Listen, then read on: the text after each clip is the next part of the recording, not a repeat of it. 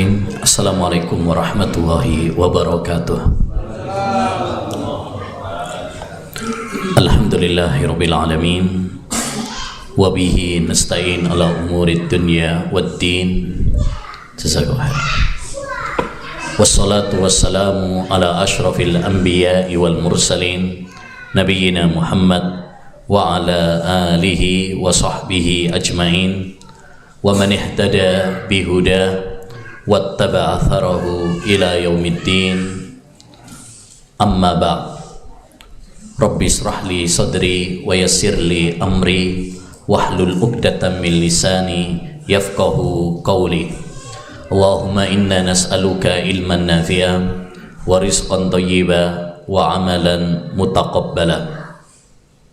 Kaum muslimin wal muslimat, para jamaah yang semoga senantiasa dirahmati dan diberkahi oleh Allah Subhanahu wa ta'ala.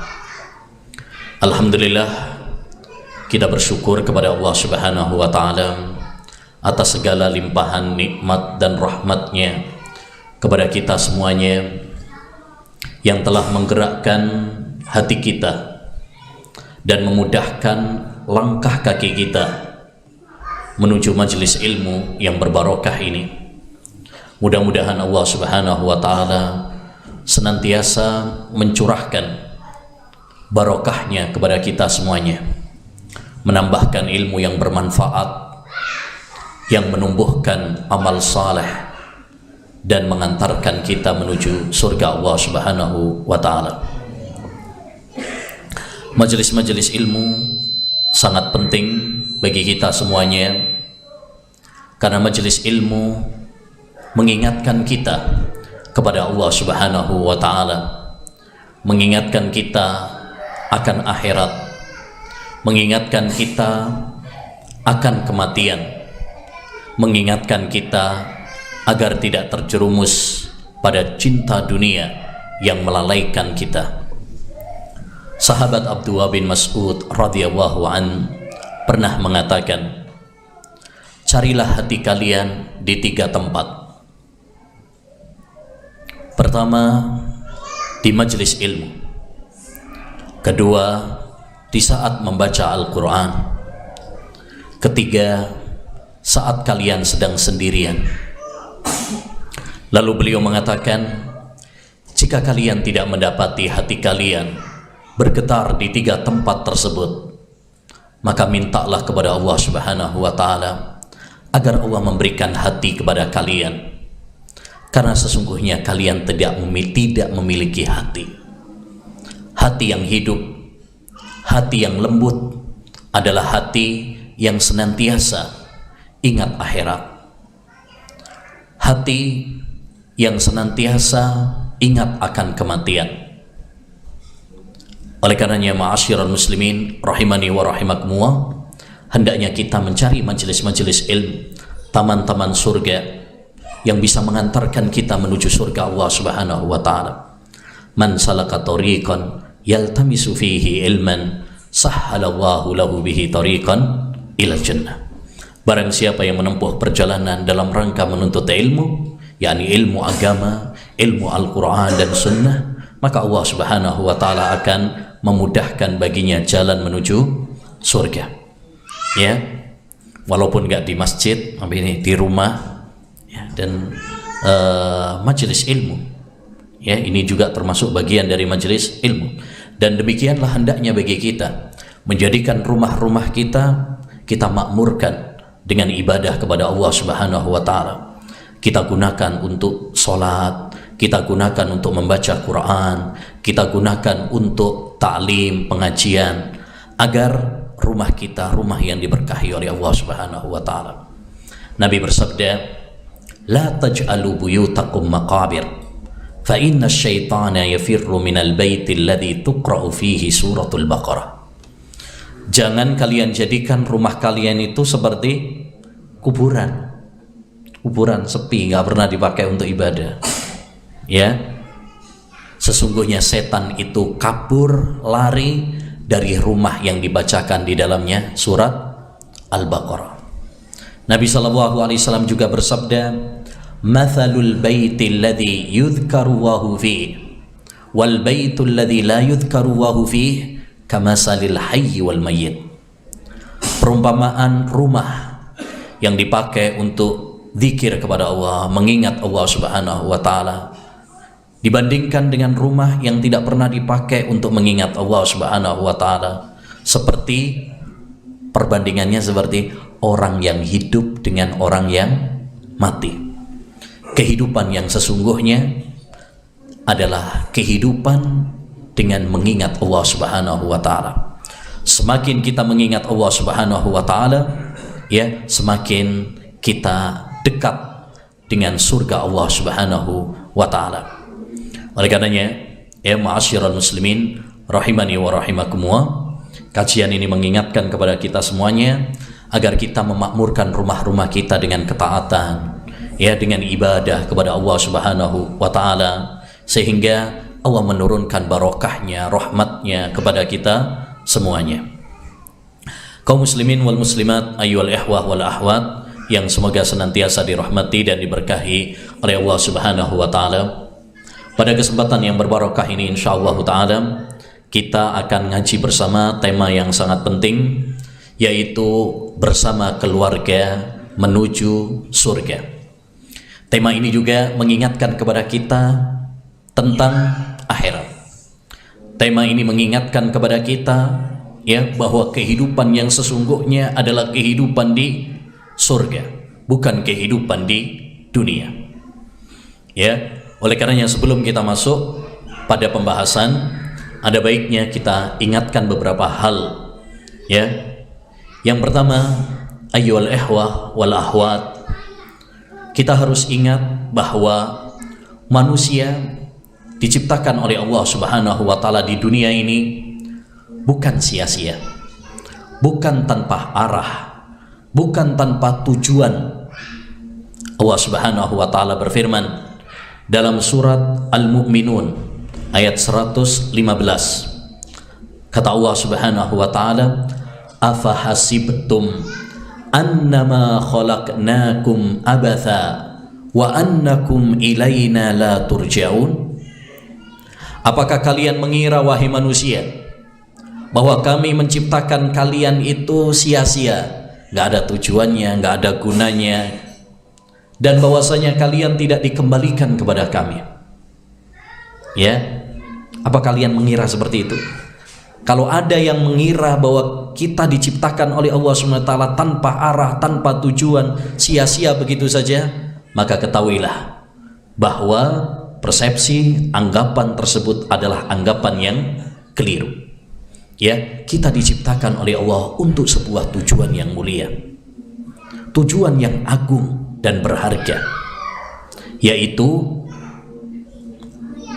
agar kita beribadah kepadanya, agar kita mempersiapkan bekal kita untuk setelah kehidupan, ya, yang sesungguhnya, yaitu kehidupan di akhirat.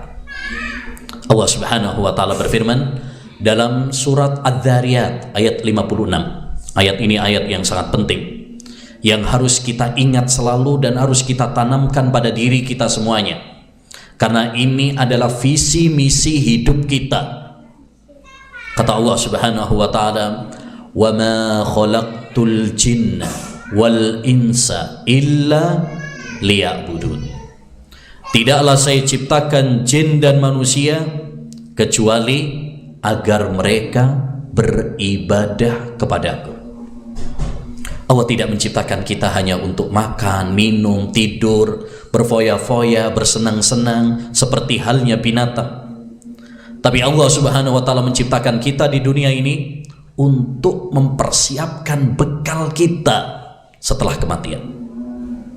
Ya, makanya orang yang cerdas adalah orang yang senantiasa mengingat akhirat dan mempersiapkan bekal untuk setelah kematian. Rasulullah SAW pernah ditanya, "Ayyul mu'minina akyas?" Wahai Rasulullah, siapa orang beriman yang paling cerdas itu? Nabi menjawab, "Aktsaruhum dzikran lil maut wa ahsanuhum isti'dadan lima ba'da." Orang yang paling cerdas itu adalah orang yang sering mengingat kematian dan semangat mempersiapkan bekalnya untuk setelah kematian. Ya, karena dia faham tentang tujuan dalam hidup ini. Dia ngerti bahwa hidup ini bukan cuma sekedar makan, minum, tidur, bersenang-senang, berfoya-foya, ya, seperti halnya binatang, seperti halnya orang-orang kafir.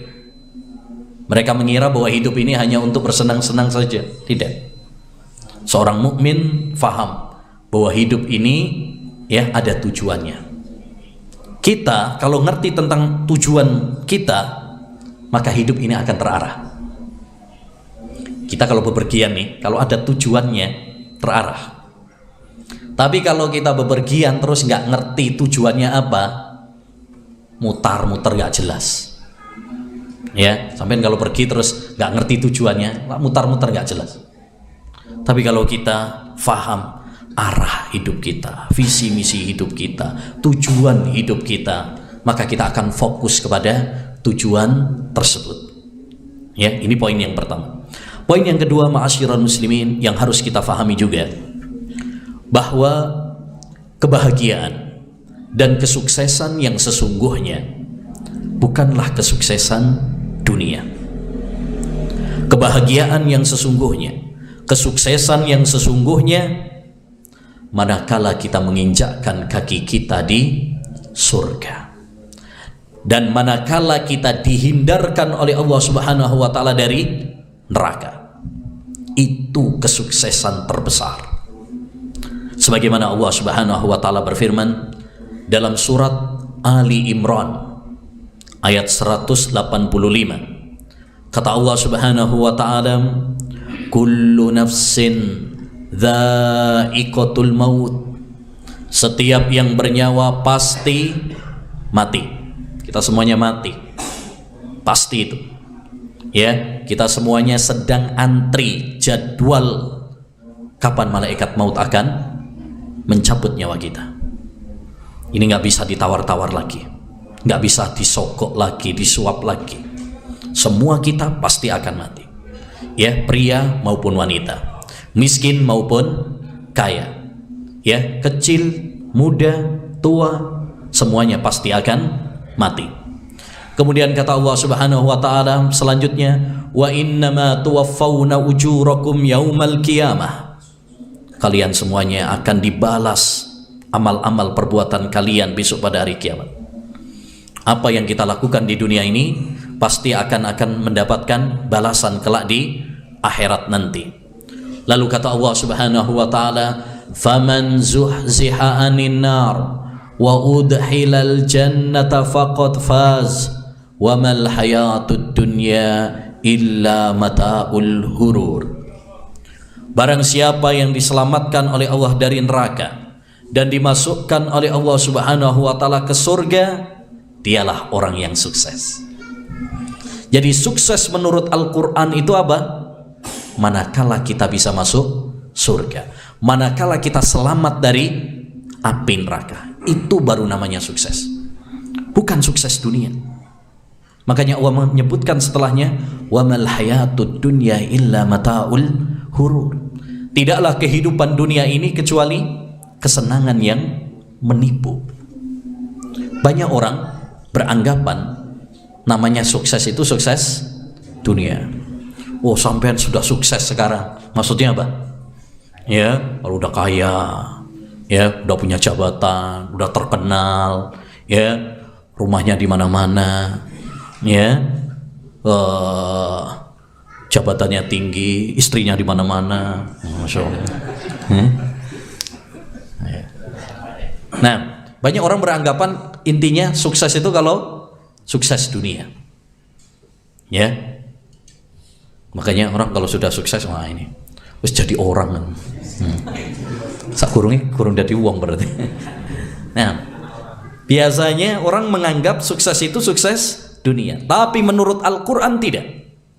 Al-Quran ya mengatakan sukses yang sesungguhnya itu adalah sukses di surga, selamat dari neraka.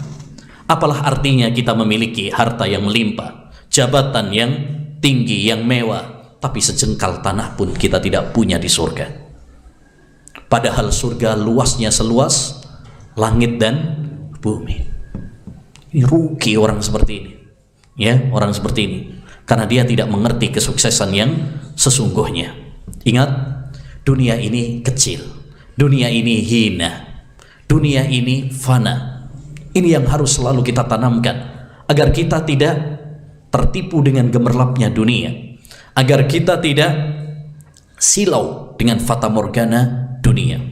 Nabi SAW pernah mengatakan, "Mali walid dunya, ma ana fid dunya illa karakibin istadalla tahta syajaratin summa raha anha wa tarakaha."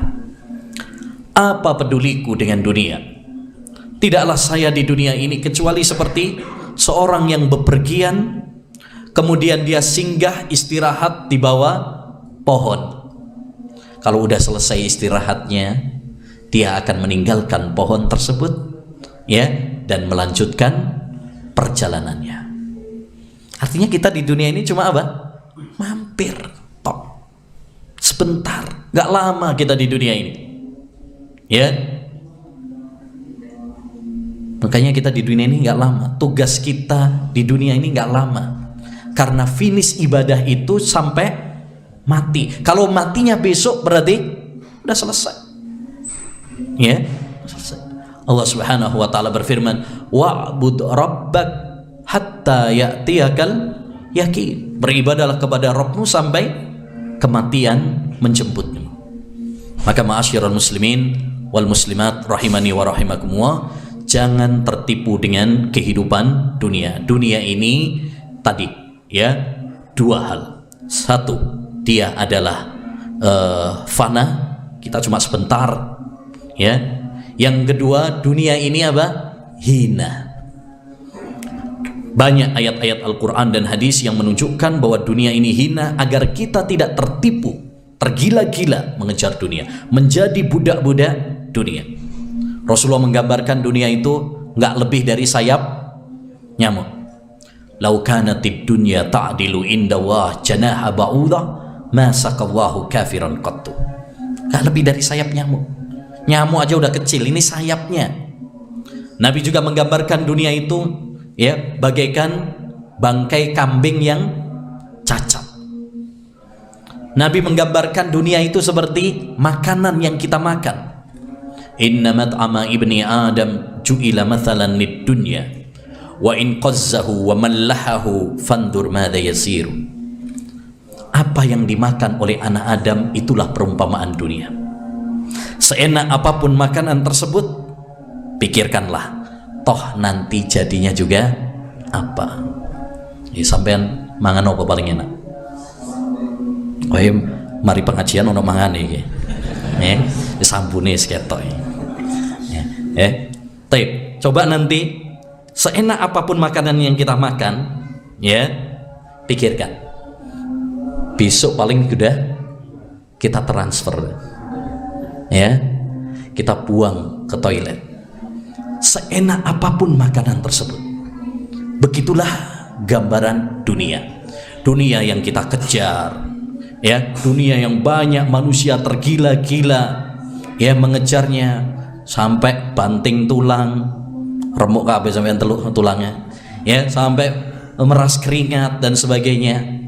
Kalau sudah dapat, gak lama, bentar aja sudah apa? Habis.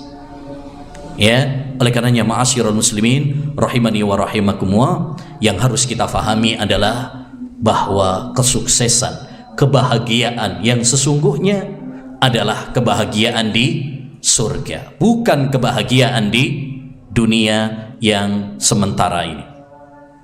Poin yang ketiga yang perlu kita fahami juga adalah bahwa dunia ini adalah jembatan menuju akhirat. Allah Subhanahu wa taala tidak memuji dunia dan tidak mencela dunia pada zatnya. Dunia itu boleh-boleh saja, tergantung bagaimana kita menggunakannya. Ya, kalau sampai dunia melalaikan kita, berarti, ya, itulah yang tercela. Tapi kalau kita memanfaatkan dunia, ya sekedar sebagai jembatan menuju akhirat, maka inilah orang-orang yang cerdas. Nabi Sulaiman, Nabi Dawud, mereka orang-orang yang kaya, tapi mereka tidak tertipu dengan kekayaan yang Allah berikan kepada mereka.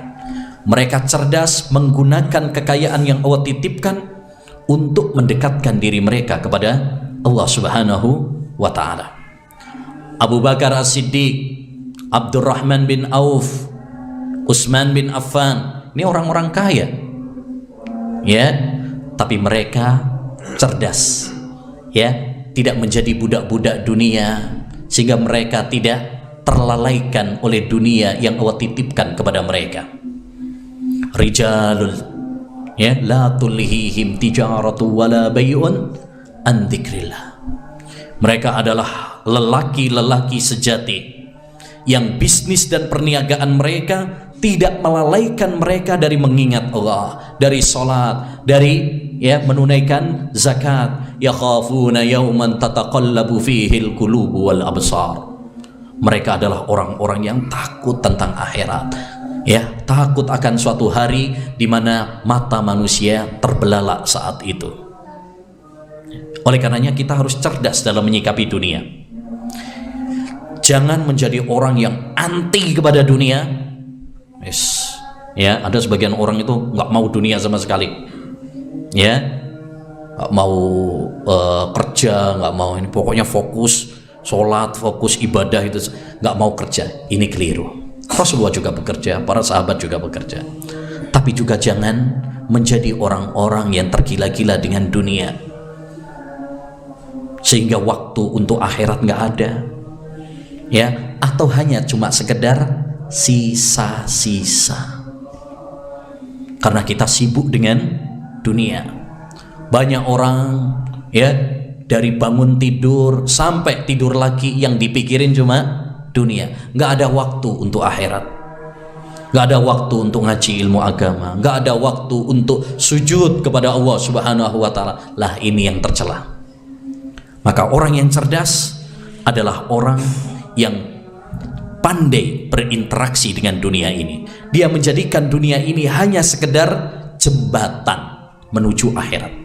Yang namanya jembatan hanya untuk lewat, bukan untuk tempat tinggal. Perhatikan, dunia ini hanya jembatan menuju akhirat. Yang namanya jembatan, tempat tinggal apa tempat penyeberangan aja? Nyebrang aja. Jadi dunia ini jangan kita jadikan di dalam hati kita, tapi jadikan dunia hanya sekedar di tangan kita, ya. Karena kalau sudah di hati, kita akan menjadi budak-budak dunia. Ini yang tercela.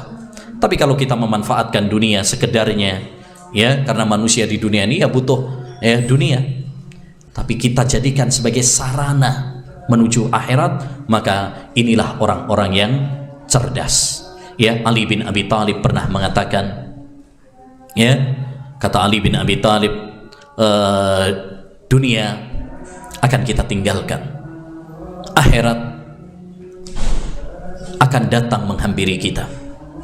Fakunu min abna'il akhirah wala takunu min abna'id dunya.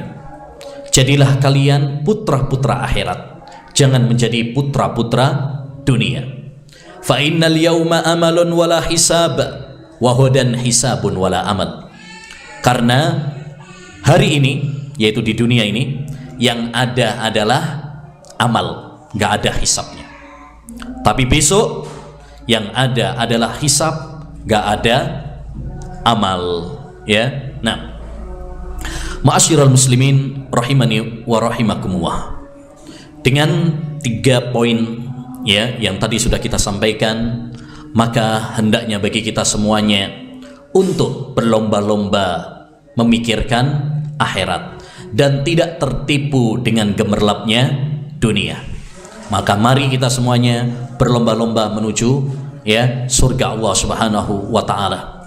Allah Subhanahu wa ta'ala berfirman dalam surat Ali Imran ayat 133, wasari'u ila maghfiratin min rabbikum wa jannatin arduhas samawati wal ard uiddat lil muttaqin.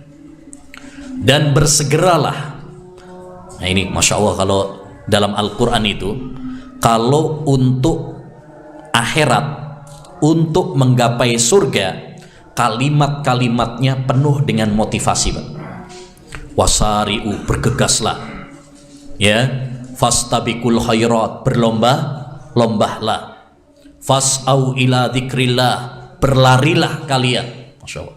Kalau untuk akhirat itu, Masya Allah, kalimat-kalimatnya itu berlomba-lombahlah, bergegaslah, larilah.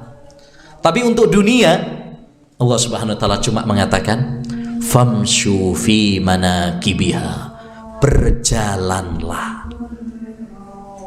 Artinya apa? Kalau untuk akhirat kita harus semangat, kita harus berlari, bergegas, berlomba-lomba, semangat.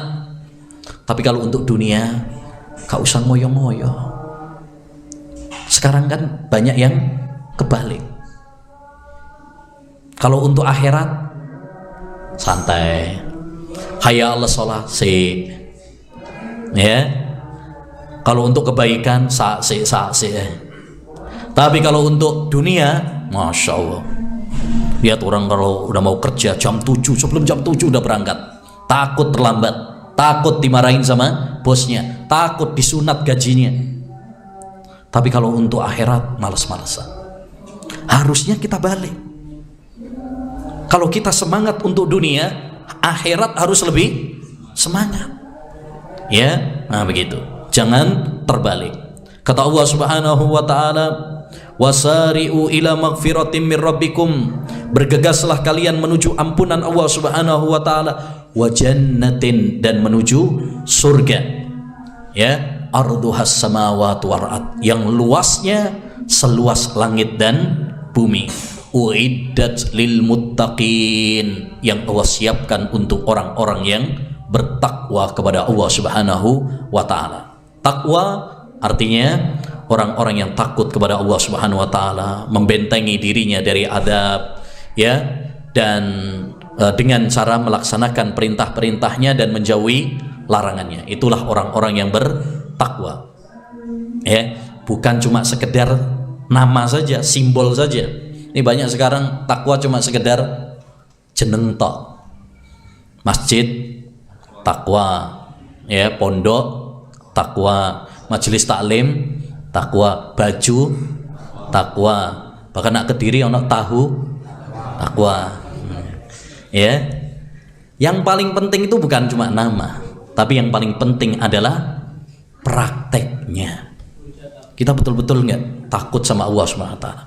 Kita betul nggak melaksanakan perintah-perintahnya dan menjauhi larangannya? Ya, jadi dalam ayat ini Allah Subhanahu wa taala menghasung kita semuanya, mengajak kita semuanya untuk berlomba-lomba, bergegas menuju surga Allah Subhanahu wa taala yang luasnya seluas langit dan bumi. Jadi kalau mau persaingan, bersainglah dalam masalah akhirat. Jangan bersaing masalah dunia. Hasan Al-Basri pernah mengatakan, "Idza ra'aita rajulan yunafisuka fid dunya fanafishu fil akhirah."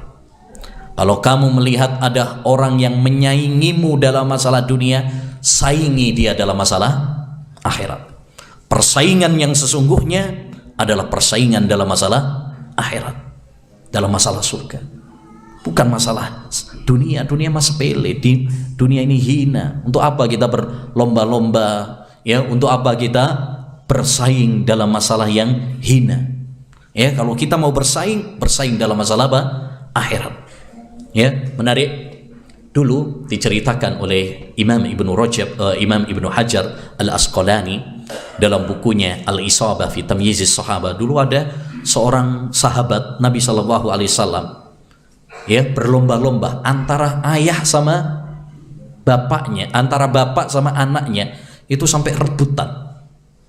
Ya, ketika Nabi sallallahu alaihi wasallam menyuruh para sahabat untuk berangkat jihad pada perang Uhud, ya, setiap rumah mengirimkan perwakilannya. Ini bapak sama anak rebutan. Bapaknya ngomong, "Nak, biar bapak saja yang keluar. Kamu jagain ibu sama adik-adik perempuanmu." Bapaknya anaknya nggak mau kalah. "Pak, perang itu urusannya anak-anak muda. Bapak udah tua, biar di rumah aja. Ya, biar yang muda yang berangkat. Perang kan butuh tenaga, butuh ini, keberanian. Tukaran, Pak. Rebutan siapa yang berangkat. Ya, kata bapaknya, udah gini aja, timbang tukaran, kita undi saja. Siapa yang keluar namanya, dialah yang berangkat. Ternyata yang keluar adalah nama anaknya, yaitu Sa'ad. Ya, setelah keluar nama anaknya, bapaknya melas. Nah, aku ngerti, guys, kamu yang menang. Tapi saya telah mencium aroma surga dari Uhud. Berikan jatahmu kepada aku. Merengek bapaknya. Ya. Terus apa jawaban sang anak?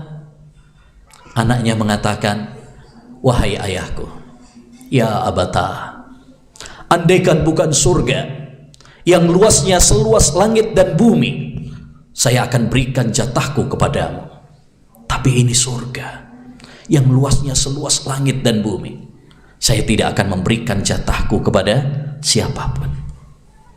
Ya, akhirnya yang berangkat adalah anaknya, dan kemudian dia gugur syahid, ya, dalam medan perang pada perang Uhud. Intinya, ma'asyiral muslimin, ini salah satu contoh potret bagaimana para sahabat dahulu mereka berlomba-lomba itu dalam masalah apa? Akhirat, bukan masalah dunia. Baik.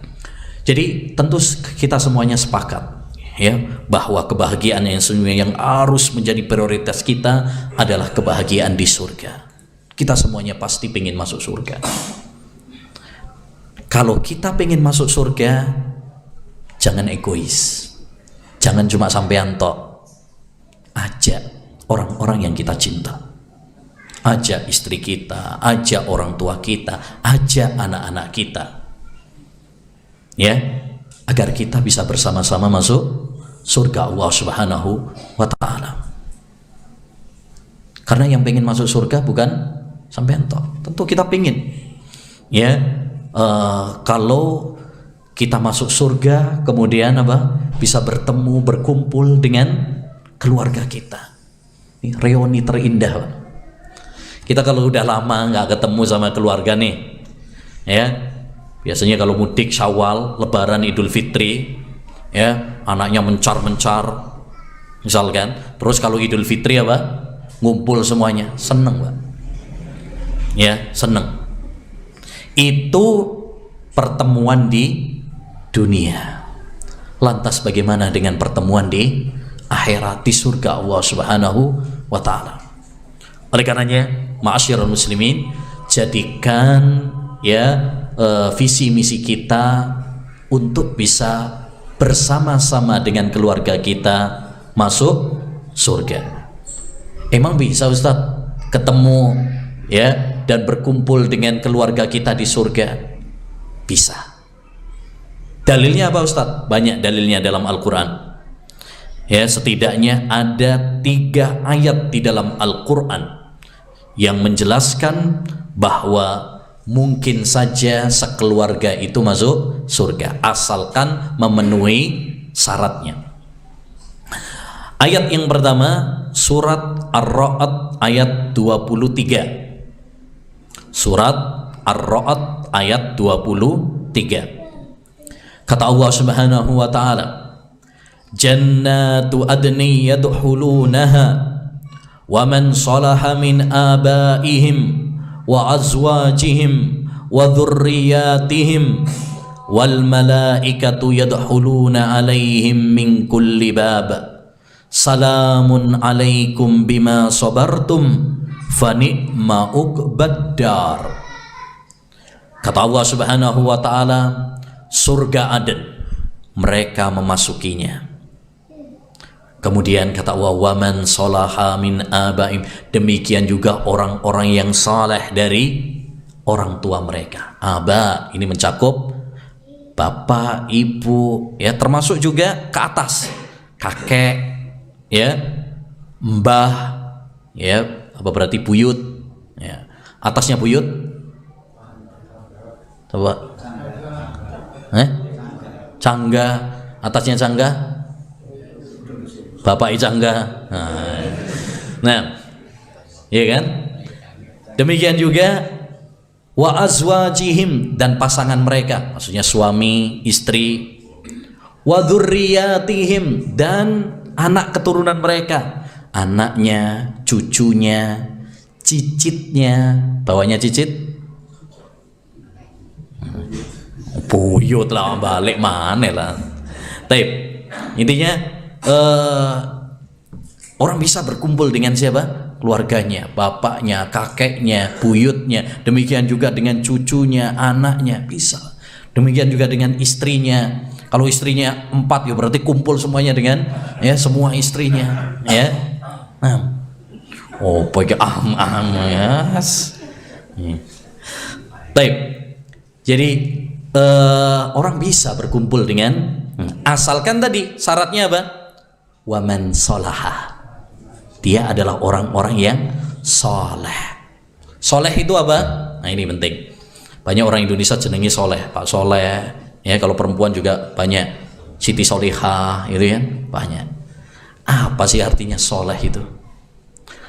Soleh artinya al-qaim bihaqqillah wa haqqi ibadah. Soleh itu artinya orang yang menunaikan hak Allah dan hak makhluknya. Dia menjalin hubungan yang baik dengan Allah, ibadahnya baik, sholatnya baik, puasanya baik, dan dia juga menjalin hubungan yang baik dengan sesama manusia. Hablum minallah wa hablum minannas. Itu namanya orang soleh.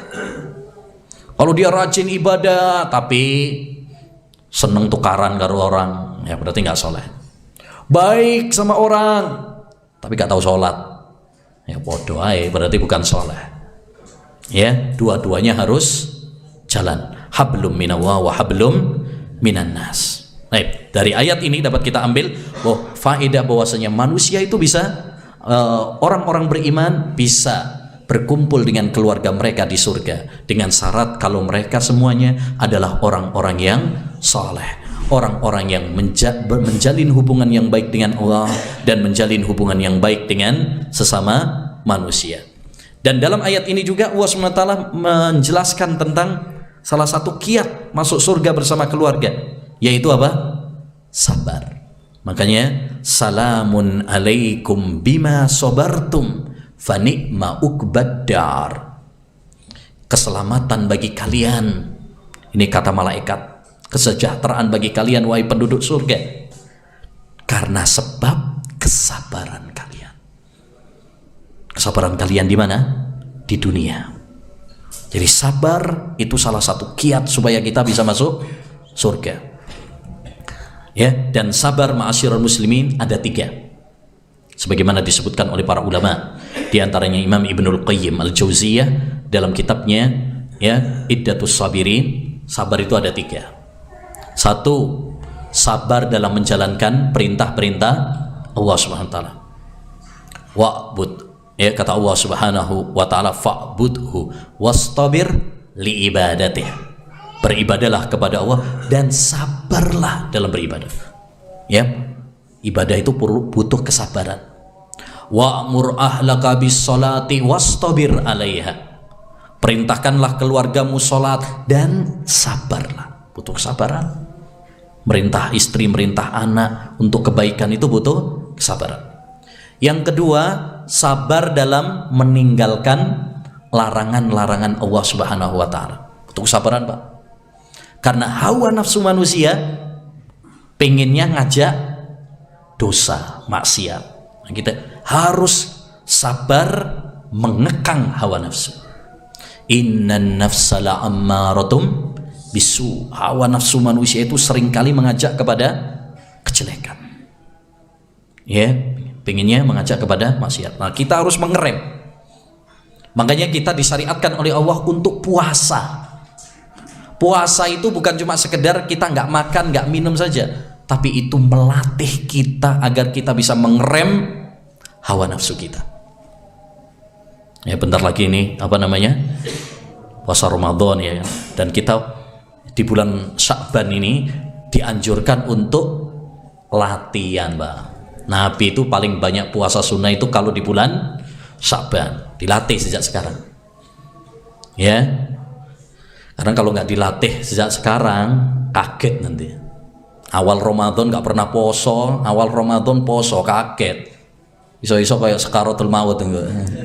Ya, lemes, gak ngomong belas.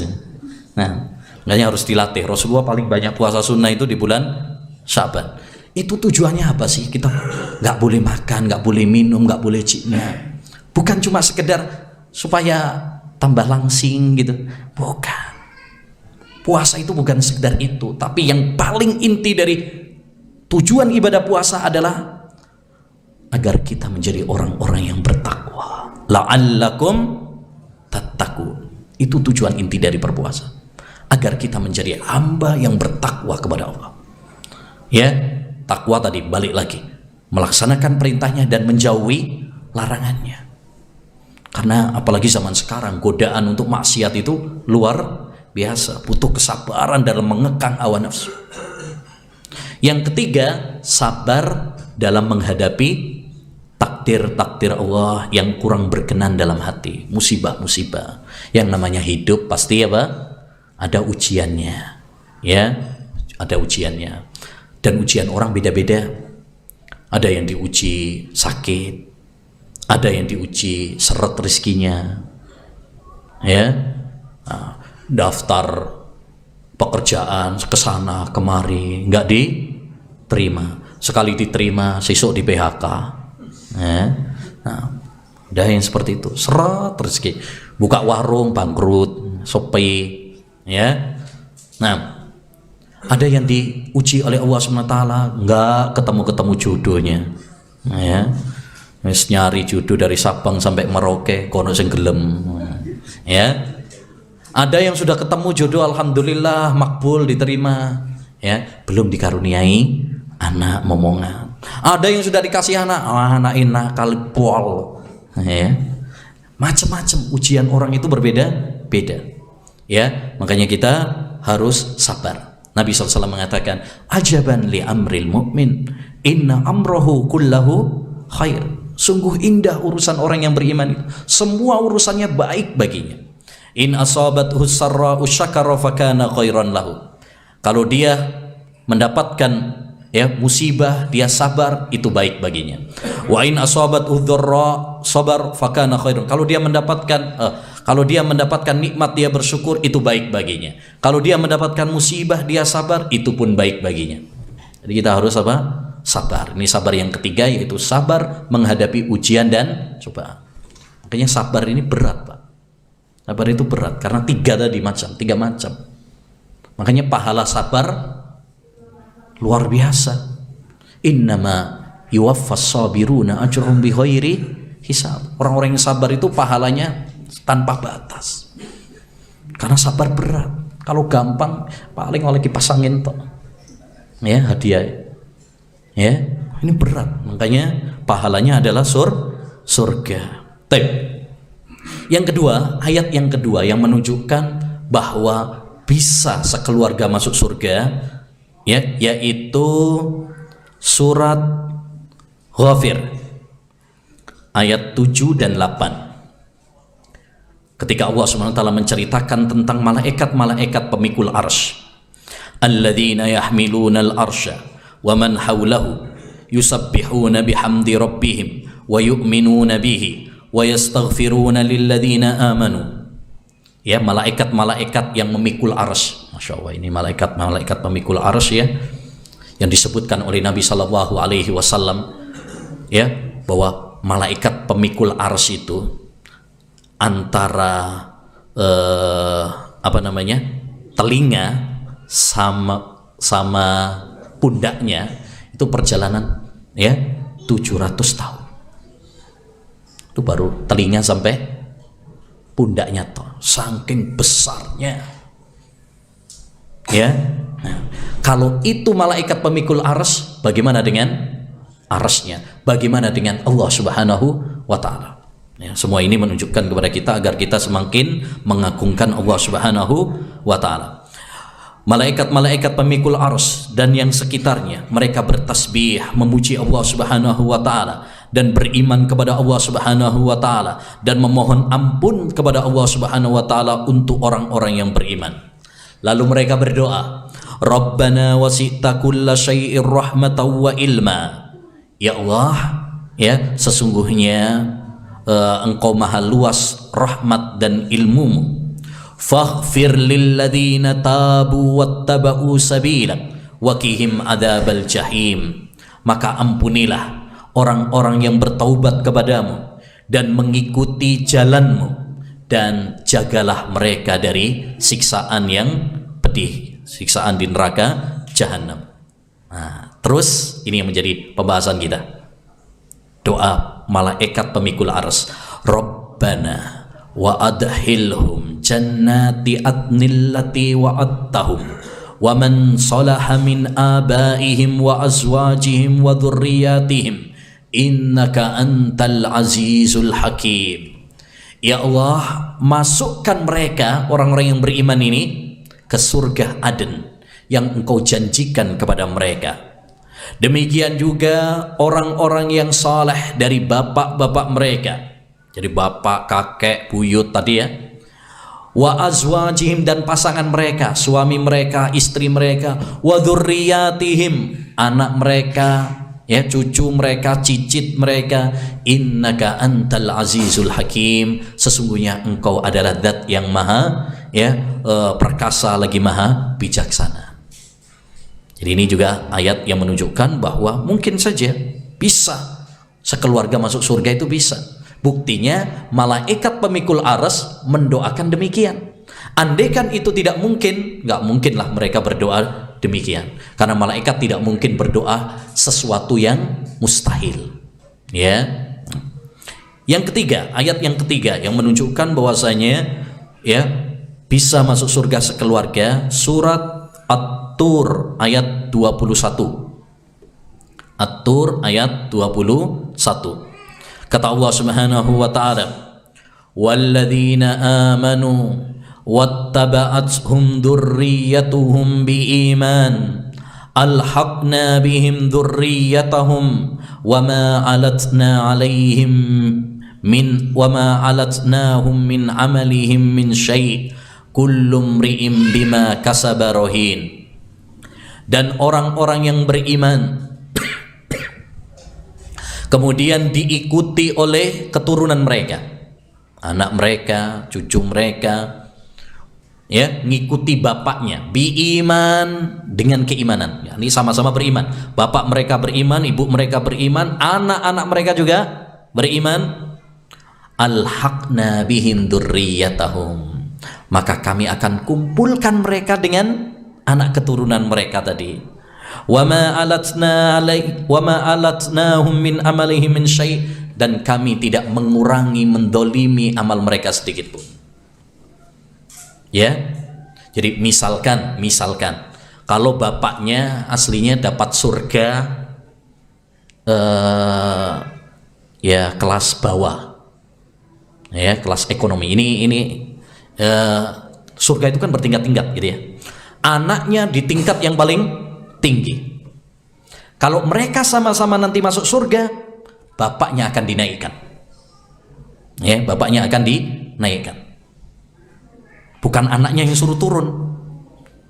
Ini gambarannya begitu ya, gambarannya. Misalkan anaknya dapat kelas VIP gitu. Ya. Kemudian bapaknya ya kelas biasa lah gitu. Kelas ekonomi. Tapi ekonomi di surga kan itu sudah kelas lebih dari VIP di dunia gitu ya. Nah, ini cuma gambaran lebih untuk memudahkan saja. Ya, kalau mereka sama-sama masuk surga, maka yang bapaknya yang tadi yang dapat kelas bawah tadi akan dinaikkan oleh Allah. Supaya apa? Ketemu dengan keluarga mereka, untuk menambah kenikmatan mereka di surga. Bukan anaknya yang suruh turun, enggak. Yang bawah disuruh naik sebagai tambahan kenikmatan bagi mereka. Itulah arti kami nggak akan mendolimi mereka. Karena kalau yang atas disuruh ke bawah, ini kan dolim berarti. Dolim. Tapi yang atas disuruh ke bawah, yang bawah disuruh ke atas, ini berarti menunjukkan luasnya rahmat Allah Subhanahu wa taala kepada hambanya. Ya, Masya Allah. Ya, semoga Allah Subhanahu wa taala menjadikan kita dan keluarga kita menjadi penduduk surga, berkumpul dengan mereka di surganya. Amin ya rabbal alamin. Baik. Setelah kita tahu ayat-ayat yang menunjukkan kepada kita bahwa bisa sekeluarga masuk surga, itu bisa. Pertanyaannya sekarang yang paling penting, piye carane? Gimana caranya? Apa kiat-kiatnya supaya kita bisa masuk surga sekeluarga? Itu yang paling penting. Karena masuk surga bukan cuma menghayal, mimpi, ngelamun, terus iso masuk surga sulapan, ujuk-ujuk, nggak bisa. Surga diraih dengan perjuangan. Surga itu adalah barang dagangan Allah yang paling mahal. Ya, maka harus ada usaha keras.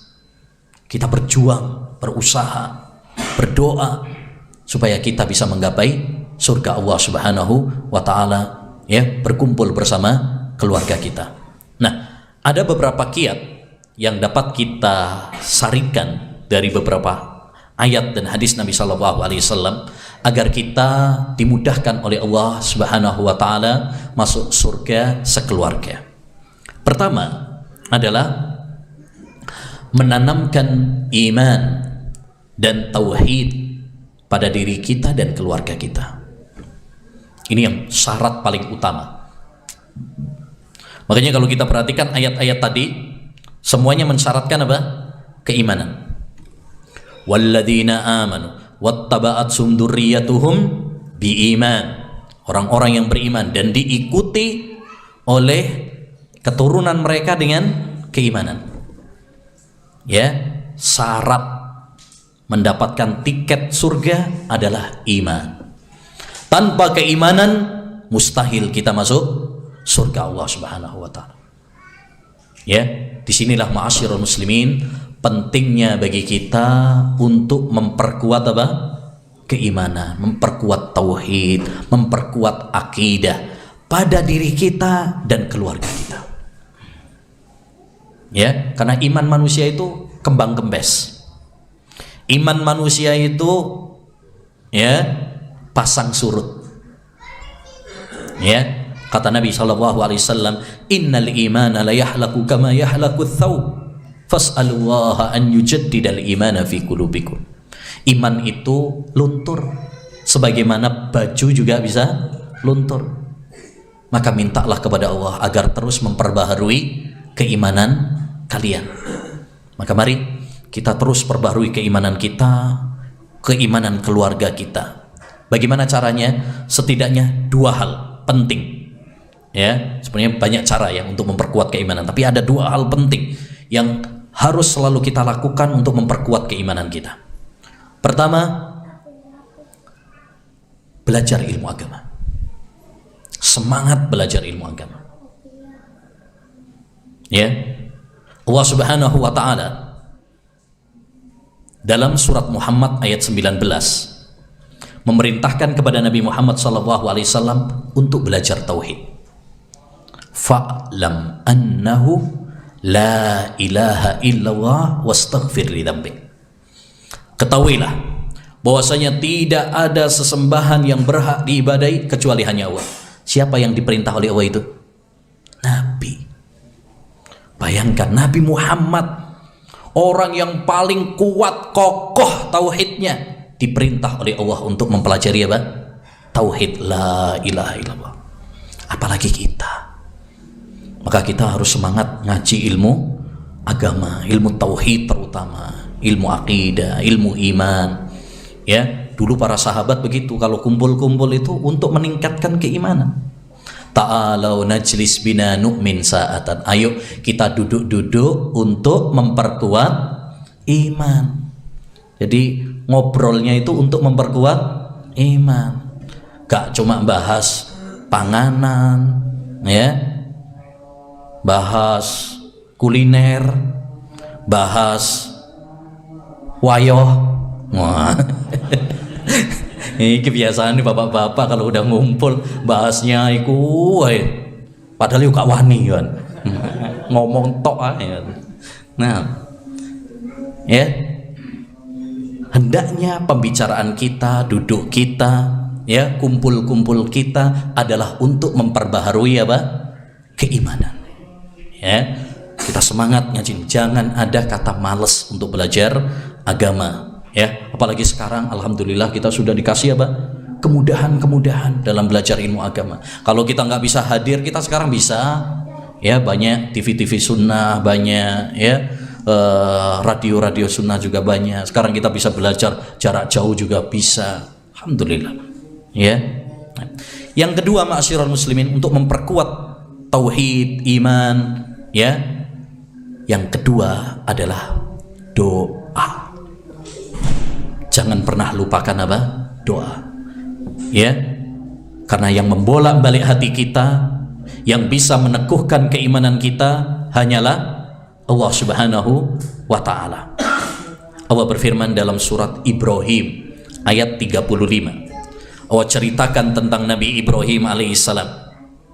Nabi Ibrahim kita tahu semuanya, dia mendapatkan julukan dari Allah Khalil. Khalil itu artinya apa? Kekasih Allah yang paling disayang sama Allah. Di antara manusia di dunia ini yang dapat gelar Khalil itu cuman dua. Khalilullah, kekasihnya Allah, cuma dua. Siapa? Nabi Ibrahim sama Nabi Muhammad SAW. Ya, sekalipun demikian Allah Subhanahu wa ta'ala menceritakan doa Nabi Ibrahim dalam surat Ibrahim ayat 35. Wa idh qala Ibrahimu rabbij'al hadzal balada amina wajnubni wa baniya an na'budal asnam. Ya Allah, jadikan negeriku itu negeri yang aman dan jauhkan anak keturunanku dari menyembah berhala. Artinya apa? Nabi Ibrahim alaihissalam khawatir kalau dirinya dan anak-anaknya, keluarganya terjerumus di dalam kesyirikan, kekufuran kepada Allah Subhanahu wa ta'ala. Lah kalau Nabi Ibrahim aja khawatir, padahal tadi Khalil, orang yang sangat disayang sama Allah, orang yang sangat kuat akidahnya, tauhidnya, apalagi kita. Ya, kita ini imannya kembang kempes, sering kempesnya malah. Makanya kita harus terus berdoa kepada Allah Subhanahu wa ta'ala. Ya, harus terus berdoa kepada Allah Subhanahu wa ta'ala, karena doa adalah kunci semua kebaikan. Ya. Jadi ma'asyiral muslimin, syarat yang pertama ini, ya, ini yang paling penting. Ayo kita terus meningkatkan keimanan kita, tauhid kita dengan ngaji ilmu agama. Kita didik anak-anak kita, keluarga kita. Hal yang paling penting adalah tauhid. Ya. Coba kita perhatikan surat Luqman itu. Bagaimana Allah menceritakan wasiat Luqman kepada anaknya. Ini penting nih bagi orang tua, ya. Bagi orang tua, baca surat Luqman, terutama wasiat Luqman kepada anaknya. Itu penting sekali kita baca sebagai introspeksi diri bagi kita. Kita sudah belum nasihati anak-anak kita, istri kita seperti nasihat tersebut. Ya. Salah satu wasiat Luqman kepada anaknya nomor 1 adalah wasiat tentang tauhid. Wa idh qala Luqmanu libnihi wa huwa ya'idhuhu ya bunayya la tusyrik billah innasyirka ladzulmun adzim. Ya, surat Luqman kalau nggak salah ayat 13. Ya, ingatlah ketika Luqman mengatakan kepada anaknya, wahai anakku. Ya, ya bunayya itu kalau dalam bahasa Arab itu halus, Pak. Makanya ini faedah penting bagi kita. Kalau kita mau nasihatin anak, panggillah dia dengan panggilan yang lembut. Ojo kurung-kurung wis ngomong, anak nakal sini. Anak bandel, jangan. Ya, nanti dia nggak mau. Ya, panggil dengan panggilan apa? Ya, sayang. Ya, nih sayang sini misalkan, ya, anak pinter misalkan, begitu, supaya apa? Dia mudah untuk menerima nasihat kita. Wa idh qala Luqmanu libnihi, ingatlah tatkala Luqman mengatakan kepada anaknya, ya bunayya, wahai anakku, la tusyrik billah, jangan kamu berbuat syirik kepada Allah Subhanahu wa taala. Sesungguhnya syirik itu kezaliman yang paling besar. Jangan berbuat syirik. Ini juga faedah penting ya. Boleh orang tua ngomong sama anaknya itu apa? Jangan, itu boleh. Sebagian ahli psikolog mengatakan apa? Jangan bilang jangan kepada anak. Ya, ini nggak benar. Buktinya dalam Al-Quran apa? Ada larangannya. Jangan, nah ini, jangan berbuat syirik. Berarti boleh. Ya, makanya tidak semua teori psikolog anak itu diterima begitu aja, enggak. Kalau nggak bertentangan dengan syariat silahkan diambil. Tapi kalau bertentangan dengan agama kita ya nggak usah diambil. Intinya di sini Luqman sebelum menasihati anaknya dengan wasiat-wasiat, yang nomor satu adalah tentang apa? Tauhid. Ini yang paling penting, Pak, karena ini penentu nasib kita. Apakah kita akan di surga atau di neraka, itu ditentukan apa? Tauhidnya, ditentukan imannya, akidahnya. Yang perlu kita tanamkan pada anak-anak kita, keluarga kita, tauhid. Ya, pernah juga suatu saat Nabi Muhammad SAW pernah bonceng anaknya, anak pamannya, ya, yaitu Abdullah bin Abbas, dibonceng sama Nabi SAW. Waktu itu masih kecil. Kemudian Nabi SAW berpesan kepada Ibnu Abbas yang saat itu masih kecil, ya ghulam, ihfadillah yahfadka. Wahai inni uallimuka kalimah, wahai anak kecil, aku akan mengajarimu beberapa kata. Beberapa kata. Salah satu yang diajarkan apa? Idza sa'alta fas'alillah wa idza sta'anta fasta'in billah. Kalau kamu minta sama Allah saja. Kalau kamu minta pertolongan sama Allah saja. Ini ditanamkan sejak kecil. Ya, jadi tanamkan kepada anak-anak kita sejak kecil tauhid. Ya, minta pertolongan hanya kepada Allah. Jangan minta ke kuburan, ke wali. Ya, minta sama Allah Subhanahu wa taala saja. Masya Allah. Sehingga ketika dewasa anak itu sudah apa? Ngerti tentang tauhid. Ya, dan kita perhatikan bagaimana Nabi SAW menanamkan kepada Ibnu Abbas yang saat masih kecil itu ya, nyantai sambil apa? Sambil bonceng. Itu artinya kita bisa menanamkan anak kita sambil jalan-jalan di ya sepeda motoran bareng ya. Nah, diomongin nggak boleh minta-minta ke kuburan, minta itu sama Allah aja. Jadi nggak mesti orang tua ketika ngajari anak, ya yuk sini kumpul semuanya. Innal hamdalillah nahmaduhu wa nasta'inuhu, misalnya. Nggak mesti. Ya, justru kadang-kadang sambil nyantai itu biasanya malah nyantol, Pak. Nyantol. Sambil jalan-jalan gitu ya. Sambil makan. Makanya Nabi SAW ya sambil makan nasehatin. Kayaknya kalau makan itu bareng sama keluarga. Ojo sendiri-sendiri, kadang kan sendiri-sendiri, anak enak kamar sendiri, ya, bapaknya sendiri, ibunya sendiri. Ya. Kalau bisa ngumpul, paling enggak di satu meja makan, tapi gak hapian. Nah, sekarang kadang satu meja, tapi podo sibuk hapian dewe-dewe. Ya. Makanya momen makan itu jadikan kita untuk saling apa? Menasehati, terutama bagi orang tua. Ya, bagi orang tua jadikan momen bersama anak, bersama keluarga ketika makan itu untuk saling memberi apa? Nasihat, masukan. Ya, Rasulullah SAW pernah anaknya pas ada anak tirinya ya, anak tirinya pas makan bareng sama Nabi, tangannya kemana-mana gitu ya, ditegur sama Nabi SAW. Ya gulam samillah wa kul biyaminik wa kul mimma yalik, wahai anakku, kalau kamu makan, makanlah apa? Ya, pakai tangan kanan, bacalah bismillah. Artinya pas makan gitu.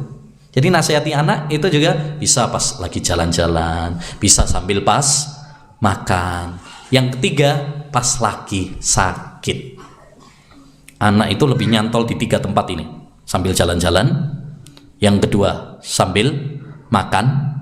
Yang ketiga, pas sakit, karena sakit itu biasanya pas manja-manjanya, dia lagi butuh sama orang tuanya. Nah, pas kita kasih tahu itu biasanya lebih didengarkan. Baik. Jadi poin yang pertama, ayyul ikhwah, kalau kita ingin masuk sekeluarga dengan ke surga, mari kita tanamkan apa? Keimanan, tauhid, akidah pada diri kita dan keluarga kita. Yang kedua, hendaknya bagi kita menjadi orang-orang yang soleh tadi. Wa man sholaha min abaihim wa azwajihim. Dan tadi juga sudah kita sampaikan apa itu soleh dan solehah itu apa, yaitu orang yang menjalin hubungan yang baik dengan Allah Subhanahu wa ta'ala dan menjalin hubungan yang baik dengan sesama manusia. Jadi dua-duanya jalan, Pak. Allah berfirman dalam surat An-Nisa tentang istri-istri yang salihah. Allah berfirman, "Fas-salihatu qanitatun hafidhatun lil ghaibi bima hafidhallah." Wanita-wanita yang salihah itu bagaimana sifatnya? Ya, qanitat, rajin ibadah. Salatnya, puasanya, sedekahnya, baca Qur'annya, itu qanitat. Yang kedua, hafidhatul lil ghaibi bima hafidhallah. Dia menjaga ya harga dirinya, kesucian dirinya, dirinya saat ditinggal pergi oleh suaminya. Suaminya kerja misalkan, dia menjaga dirinya, menjaga kesuciannya. Berarti dia baik sama suaminya. Berarti wanita yang solehah, dia rajin ibadah, dia memperbaiki hubungannya sama Allah. Yang kedua, dia juga baik sama orang lain, terutama sama siapa? Suaminya. Karena hak terbesar bagi seorang istri adalah suami. Ini perlu diperhatikan baik-baik, terutama bagi para ummahat, para akhwat. Wanita itu kalau belum nikah, hak manusia yang paling besar adalah hak orang tuanya. Tapi kalau dia sudah nikah, hak yang terbesar baginya adalah hak suaminya. Bapak ibunya kalah, Pak, sama dia, sama suami. Ya, padahal nggak ikut besarin gitu ya. Ya, tapi subhanallah.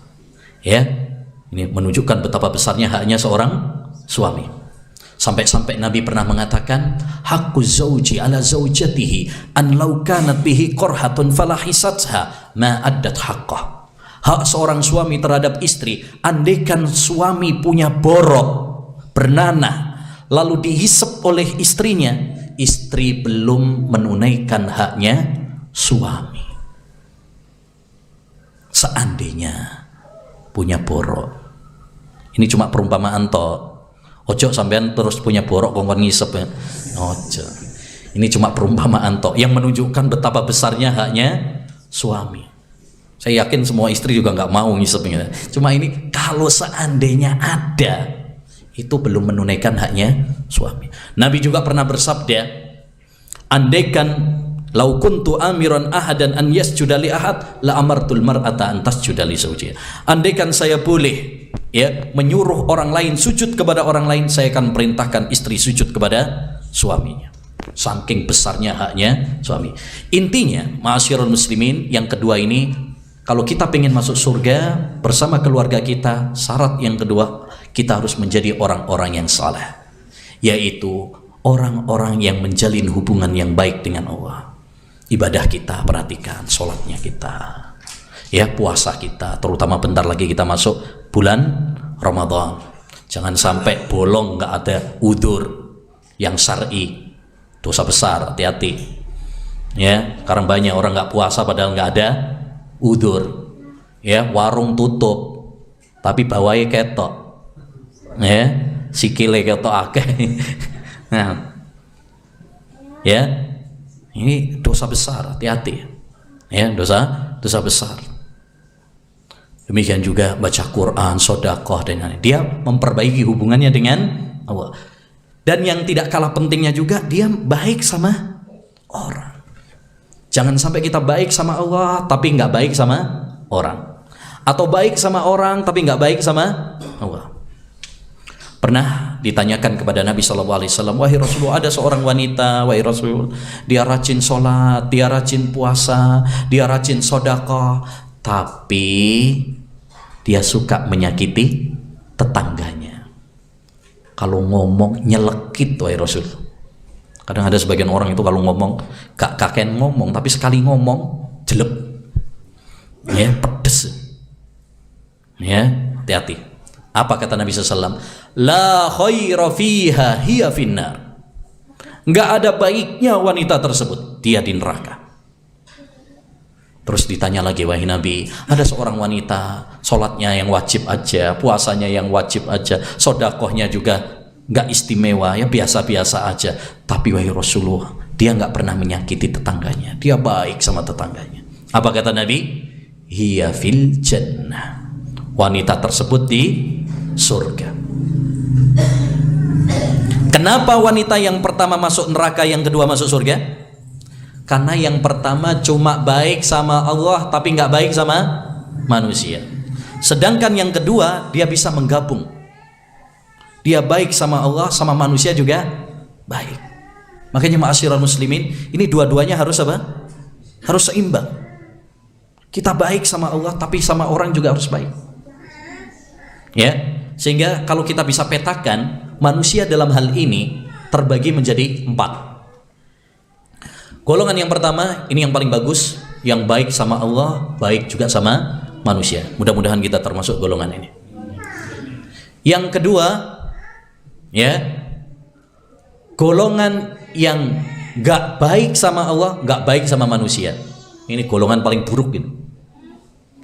Gak tahu sholat, gak tahu puasa, ya, sama orang tengkar terus. Nah.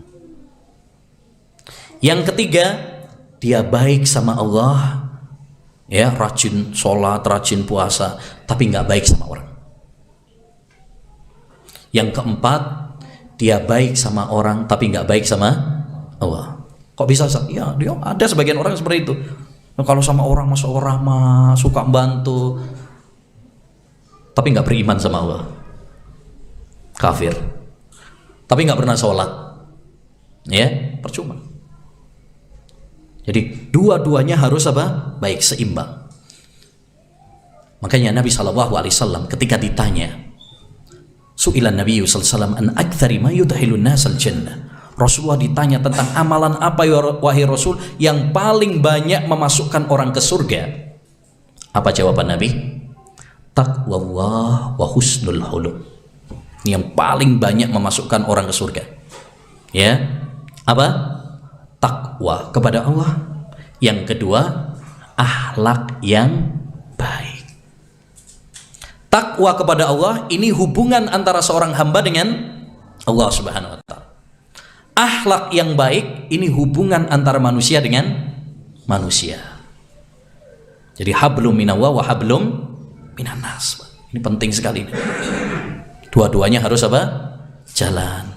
Ya, jadi mari kita ajarkan pada diri kita, kita latih diri kita, ajarkan juga keluarga kita, ya, agar mereka beribadah kepada Allah Subhanahu wa taala, ya. Wa'mur ahlaka bis sholati wastabir 'alaiha, perintahkan keluargamu salat dan sabarlah kamu. Ya, anak-anak kita latih, bahkan sebelum balik kita latih. Muru auladakum bis shalah wa hum abna'u sab'in, perintahkan anakmu salat kalau sudah berumur 7 tahun. Ya, pukul mereka kalau umur 10 tahun nggak mau sholat, dididik. Puasa Ramadan kita didik, walaupun belum balik dilatih, ya, kayak hadiah. Kalau sampean bisa puasa, ya, nanti tak beliin baju baru. Pancen kok, Pak Sawal biasanya baju baru tuh. Nah, atau misalkan satu hari kalau bisa puasa, misalkan nanti tak kasih uang, biro 1.000 langsung tekor bapaknya. Nah, misalkan kasih motivasi, ya, kasih motivasi. Kita latih dulu. Para sahabat begitu melatih anaknya. Kalau nangis nanti dikasih apa? Mainan, gitu. Dilatih. Bahkan mereka dulu dilatih untuk puasa Arafah, Asyura itu dilatih. Anak-anak itu padahal belum wajib. Supaya kelak ketika sudah dewasa sudah apa? terlatih. Ya, demikian juga kita ajarkan kepada diri kita, keluarga kita untuk baik sama orang. Untuk baik sama orang, akhlak baik. Dan perlu diketahui akhlak yang baik itu terkumpul pada 3 hal. Akhlak yang baik itu terkumpul pada 3 hal. Ya, ini mari kita introspeksi, kita sudah termasuk orang yang berakhlak baik apa tidak? Itu kalau kita praktekkan 3 hal ini berarti kita insya Allah termasuk orang-orang yang akhlak yang baik. Tapi kalau enggak, ya berarti perlu diperbaiki. Akhlak yang baik itu kata Imam Ibn Mubarak terkumpul dalam 3 hal. Badlun nada wa kafful adha wa talaqatul wajh. Badlun nada, suka bantu orang, membahagiakan orang, menyenangkan orang. Apa yang dia mampu untuk membantu orang lain, menyenangkan orang lain, membahagiakan orang lain, dia lakukan. Min afdalil a'mal sururun tudhiluhu fi qalbi akhi. Termasuk amalan yang baik, kamu membuat saudaramu apa? Bahagia.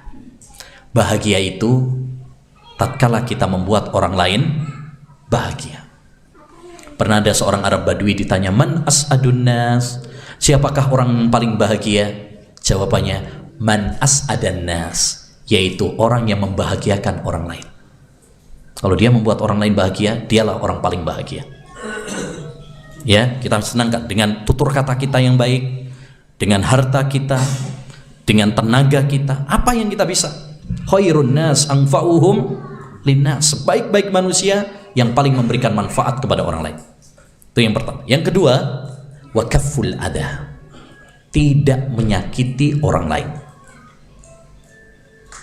Jangan menyakiti orang lain.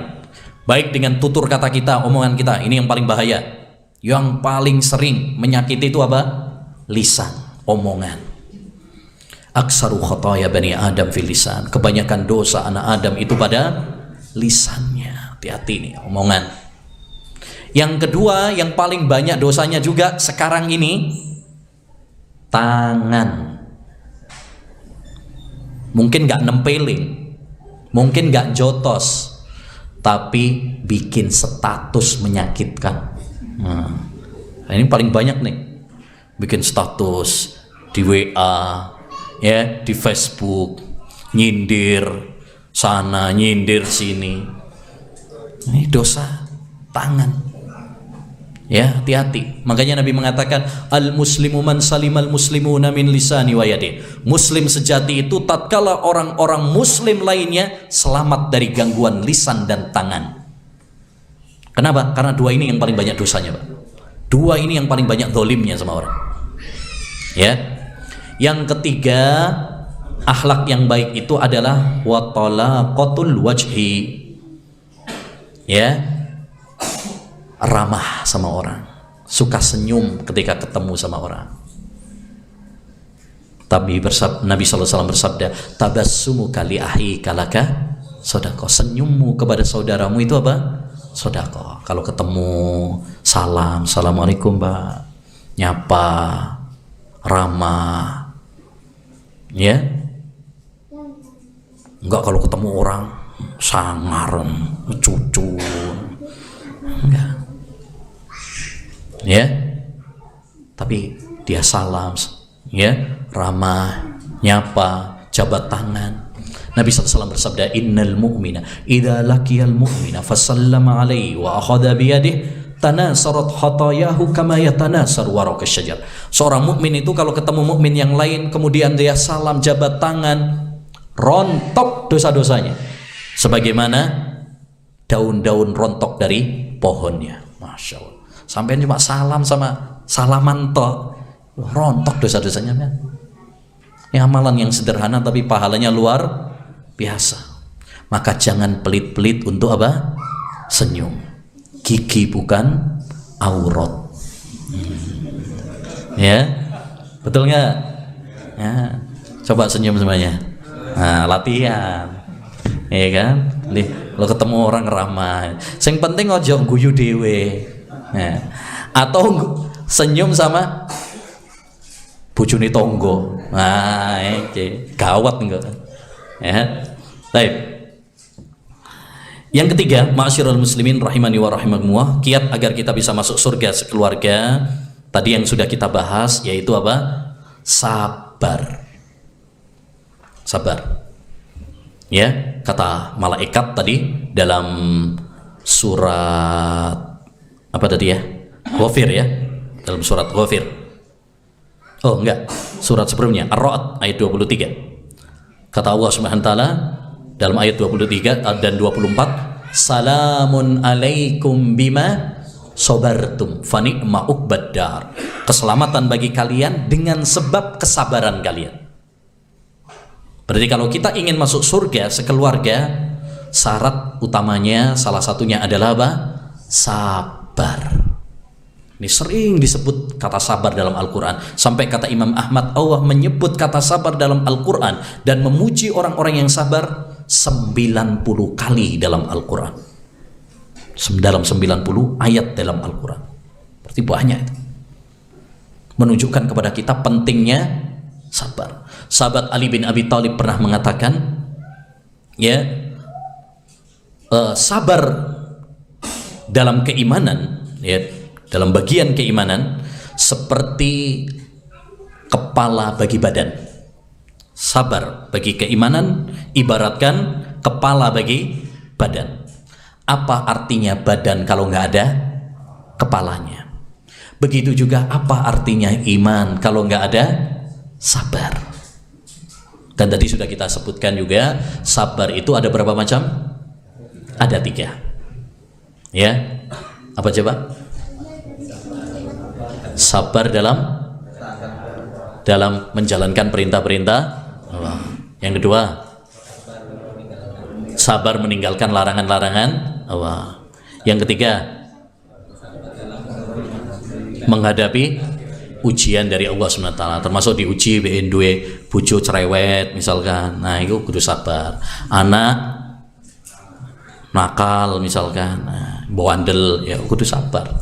Ya, hidup ini harus sabar, karena seorang mukmin harus diuji oleh Allah Subhanahu wa taala, pasti diuji. Ya, kata Nabi sallallahu alaihi wasallam, masalul mu'min masaluz zar, la tazalur riyahu tufi'ah wa la yazalul bala yusibul mu'min. Seorang mukmin itu seperti tanaman, dia terombang-ambing oleh angin. Begitu juga seorang mukmin, dia terombang-ambing oleh ujian. Maka kita harus sabar dalam hidup ini. Sabar dalam menjalankan perintah-perintah Allah, sabar dalam meninggalkan larangan-larangan Allah, dan sabar dalam menghadapi ujian dan cobaan dari Allah Subhanahu wa taala. Yang keempat, ma'asyiral muslimin, kiat agar kita masuk surga sekeluarga adalah semangat ngaji ilmu agama dan mengamalkannya. Nah, ini penting nih. Kita kalau pengen masuk surga sekeluarga, ya harus semangat ngaji ilmu agama. Gak mungkin kita menjadi orang yang soleh, solihah, kalau kita gak punya ilmu agama. Mustahil. Karena tadi sudah kita sampaikan, orang yang soleh itu orang yang dia baik sama Allah, baik sama orang. Bagaimana dia akan baik sama Allah, bagaimana dia akan baik sama orang kalau dia sendiri nggak tahu mana yang baik dan mana yang buruk? Dia nggak bisa bedakan mana yang perintah Allah, mana yang larangan Allah. Bagaimana harus berbuat baik sama orang lain kalau dia sendiri nggak ngerti mana yang perbuatan baik dan mana yang perbuatan buruk. Disinilah pentingnya bagi kita untuk semangat ngaji ilmu agama. Jalan pintas, jalan tercepat menuju surga adalah dengan ngaji ilmu agama. Sebagaimana kata Nabi, man salaka tariqan yaltamisu fihi ilman sahhalallahu lahu bihi tariqan ilal jannah. Siapa yang menempuh perjalanan dalam rangka menuntut ilmu, maka Allah akan mudahkan baginya jalan menuju surga. Karena dengan ngaji ilmu agama kita bisa membedakan mana yang halal, mana yang haram, mana tauhid, mana syirik, mana sunnah, mana bid'ah, mana jalan rute menuju surga, mana jalan menuju neraka. Kita bisa membedakan. Kalau kita nggak punya ilmu, bagaimana kita akan bisa membedakan? Makanya kita harus semangat ngaji ilmu agama. Terutama kita sebagai ya, sebagai kepala rumah tangga, sebagai suami. Ar-rijalu qawwamuna 'alan nisa. Laki-laki itu adalah pemimpin dalam rumah tangga. Sampean bagaimana bisa menjadi nahkoda, pemimpin dalam rumah tangga, kalau sampean sendiri nggak ngerti cara nyetirnya dan kemana tujuannya? Sampean nggak bisa nyetir mobil misalkan, bagaimana akan mengangkut ya keluarga menuju satu tujuan? Kalau kita nggak ngerti, nggak punya ilmunya, ya bagaimana kita akan membawa keluarga kita menuju surga Allah Subhanahu wa Ta'ala? Ya, maka kita harus semangat dan ajak keluarga kita untuk sama-sama belajar ilmu agama. Ya, kalau ada kajian seperti ini diajak untuk ngaji ilmu agama. Anak-anak juga begitu, kita ajarkan. Bapak itu biyen sing ketinggalan belajar agama. Saiki anake golek ketinggalan. Bapak itu sing hafalane juz 30. Kalau bisa anaknya 30 juz. Ojo juz 30 to. Bapak ilan juz 30. Kalau bisa anaknya 30 juz. Ya mungkin kita banyak di antara kita yang ketinggalan udah dapat hidayah. Wis tuwa baru dapat hidayah. Ya sekarang kita sudah dapat hidayah, mari anak-anak kita juga apa? Ya, kita didik sejak sekarang. Ya, istri kita. Ya, kita ajak ngaji ilmu agama. Dan alhamdulillah sekarang ini mudah banget, banyak kajian-kajian. Ya, banyak kajian-kajian. Bahkan sekarang banyak TV-TV juga bisa ada. Mudah, radio-radio banyak, buku-buku banyak. Nggak ada alasan bagi kita sekarang untuk nggak ngaji ilmu agama. Ingat, ngaji ilmu agama itu untuk kebaikan kita sendiri. Ya, tujuannya apa kita ngaji ilmu agama? Supaya kita bisa beribadah kepada Allah dengan benar. Talabul ilmi faridatun ala kulli muslim. Menuntut ilmu itu adalah kewajiban bagi setiap muslim. Kita semuanya, apapun profesi kita, apapun ya jabatan kita semuanya wajib belajar ilmu agama. Supaya apa sih kita belajar ilmu agama? Supaya kita bisa beribadah kepada Allah dengan benar, bisa sholat dengan benar, puasa dengan benar, ya jual beli dengan benar, nikah berumah tangga dengan benar. Karena semuanya harus dengan ilmu. Ya, kata Imam Al-Bukhari, bab al-ilmu qabla al-qawli wal amal. Ilmu itu sebelum berucap dan sebelum berbuat. Ya, salat misalkan kita diperintahkan oleh Nabi, sallu kama ra'aitumuni usolli. Salatlah sebagaimana kalian melihat saya salat. Mungkinkah kita salat seperti salatnya Nabi kalau kita nggak belajar tata cara salat Nabi? Nggak mungkin. Maka mau nggak mau kita harus belajar ilmu agama. Ya, nah, ajak keluarga kita juga, gandeng. Romantis itu kalau kita bisa ngajak keluarga kita ke majelis ilmu, ya duduk bersama, ya sama-sama mendengarkan ilmu kemudian mengamalkannya. Ini yang paling penting juga ya, mengamalkannya. Ojo semangat ngaji ilmu agama kemana-mana kita hadiri tapi gak diamalno, ya podo ae. Ya, ilmu yang sesungguhnya itu adalah ilmu yang diamalkan, bukan cuma sekedar wacana, cakrawala pengetahuan, tidak, tapi yang paling penting diamalkan. Yang terakhir, ma'asyiral muslimin rahimani wa rahimakumullah, agar kita bisa masuk surga sekeluarga, hal yang paling penting juga adalah doa. Jangan lupa doa. Doa adalah senjata dan kekuatan orang-orang yang beriman. Tidak ada kemudahan bagi kita tanpa pertolongan dari Allah Subhanahu wa Ta'ala. La haula wa la quwwata illa billah. Tidak ada daya dan kekuatan kecuali dengan pertolongan Allah Subhanahu wa Ta'ala. Yang bergerakkan hati kita, yang memudahkan kita melangkahkan kaki menuju tempat ini supaya ngaji ilmu agama siapa? Allah Subhanahu wa Ta'ala. Kalau bukan karena pertolongan Allah, nggak bakalan kita bisa berkumpul seperti ini. Yang bisa memudahkan kita untuk sholat, Allah Subhanahu wa Ta'ala. Kalau bukan karena Allah, betapa banyak orang dengar ya adzan, hayya 'alas shalah, ayo menuju sholat, hayya 'alal falah, ayo menuju kepada kebahagiaan. Dengar Pak, kadang tetangganya masjid ya, sekarang ada mikrofon toa masjid 5 kali sehari sampean dengar, bahkan bukan hanya dari masjid sampingnya saja, dari mana-mana. Tapi apa semua orang kemudian pergi ke masjid?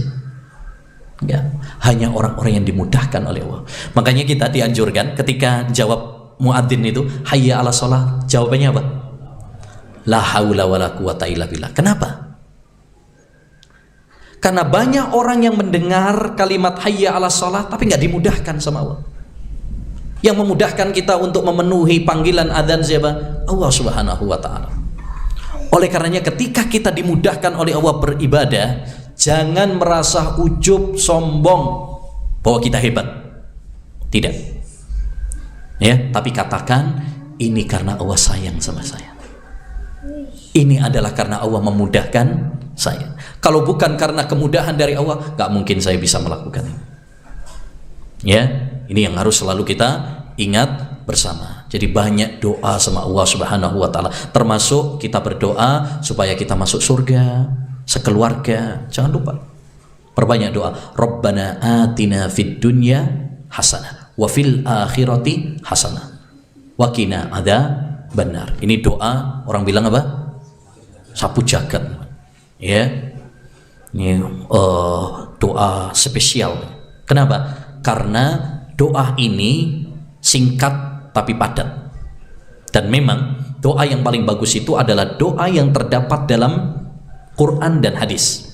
Daripada sampean bikin-bikin sendiri, paling bagus doa itu adalah apa yang terdapat dalam Al-Quran dan hadis. Simple, singkat, padat, ya, tapi kandungannya luar biasa. Coba, Rabbana atina fid dunya hasanah. Ya Allah, berikanlah kepada kami di dunia ini hasanah. Hasanah itu apa? Kebaikan. Kebaikan itu umum, luas. Sampai dikasih rizki itu juga kebaikan, ilmu kebaikan, kesehatan kebaikan, rumah tangga yang bahagia itu juga hasanah, kebaikan. Ya, baik. Kemudian wafil akhirati hasanah, di akhirat nanti ya berikanlah kepada kami juga kebaikan, surga, diridhoi sama Allah, bisa melihat Allah Subhanahu wa taala, diselamatkan dari neraka.